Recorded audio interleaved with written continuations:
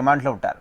వైఎస్ఆర్ కాంగ్రెస్ ప్రభుత్వ హయాంలో అత్యధికంగా మద్యం సరఫరా ఆర్డర్లు దక్కించుకున్న కంపెనీలు డిస్టిలరీ నుంచి రాజకేశ్ రెడ్డి ప్రతి నెల 50 నుంచి 60 కోట్ల ముడుపులు వసూలు చేసి ఆ మొత్తాన్ని నాటి ముఖ్యమంత్రి జగన్మోహన్ రెడ్డి, ఓఎస్డీ కృష్ణమోహన్ రెడ్డి, ఎంపీ పెద్దిరెడ్డి మిథున్ రెడ్డి, విజయసాయి రెడ్డిలతో పాటు బాలాజీ అనే మరో వ్యక్తికి అందజేశారని సిట్ దర్యాప్తులో గుర్తించారు. 2019-24 మధ్య ఇలా ఏకంగా 3,200 కోట్ల ముడుపులు వసూలు చేసినట్లు నిర్ధారించారు. ఈ మొత్తం కుట్ర రూపకల్పన, ముడుపుల వసూళ్ల నెట్వర్క్ నిర్వహణలో నాటి సీఎం జగన్కు ఐటీ సలహాదారుడిగా పనిచేసిన రాజకేశ్ రెడ్డి కీలక పాత్ర పోషించారని తేల్చింది. MP Mithun Reddy, Vijayasai Reddy, SPY Agro Industries యజమాని సజ్జల శ్రీధర్ రెడ్డి, అప్పటి సీఎంఓ కార్యదర్శి Dhanunjaya Reddy, CM OSD Krishnamohan Reddy, APSBCL నాటి ఎండీ వాసుదేవ్ రెడ్డి, ప్రత్యేక అధికారి డి సత్యప్రసాద్తో పాటు బాలాజీ అనే వ్యక్తితో కలిసి ఆయన ఇదంతా చేశారని వెల్లడించారు.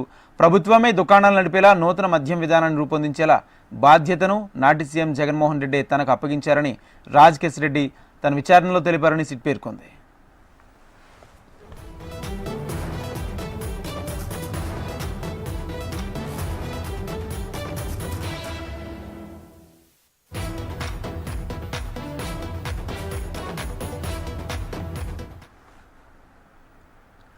డిస్టిలరీలు, సప్లయర్లకు ప్రతి 5వ రోజు బోనిటి ప్రకాష్ అలియాస్ చాణిక్య ఫోన్ చేసేవారు. దర్యాప్తు సంస్థలకు దొరకకుండా ఉండేందుకు విపిఎన్, విఓఐపి సర్వీసులు, వర్చువల్ నంబర్లు, ఇంటర్నేషనల్ లైన్స్, వాట్సాప్, సిగ్నల్ వంటి యాప్లను ఉపయోగించి ఫోన్ చేసేవారు. ఆ వారంలో విక్రయాలకు సంబంధించి ఇవ్వాల్సిన ముడుపులు మొత్తాన్ని ముందుగా సూచించిన ప్రాంతంలో అందజేయాలని తెలిపేవారు.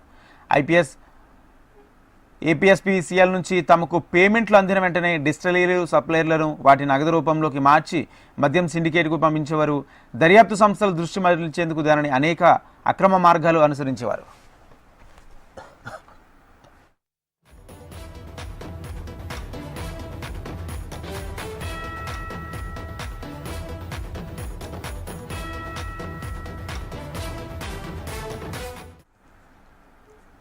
డిస్టిలరీలు ఆ డబ్బును బంగారం లేదా బులియన్ ఖాతాల్లో బదలాయించేవి. 100 కోట్ల బంగారం, నగదు ముడుపులుగా చెల్లించేవి. మద్యం సిండికేట్ సభ్యులు, సన్నిహితులు, మిత్రులకు చెందిన స్థిరాస్తి కంపెనీలు, ఇతర వ్యాపార సంస్థల ఖాతాల్లోకి డబ్బు పంపించేవి.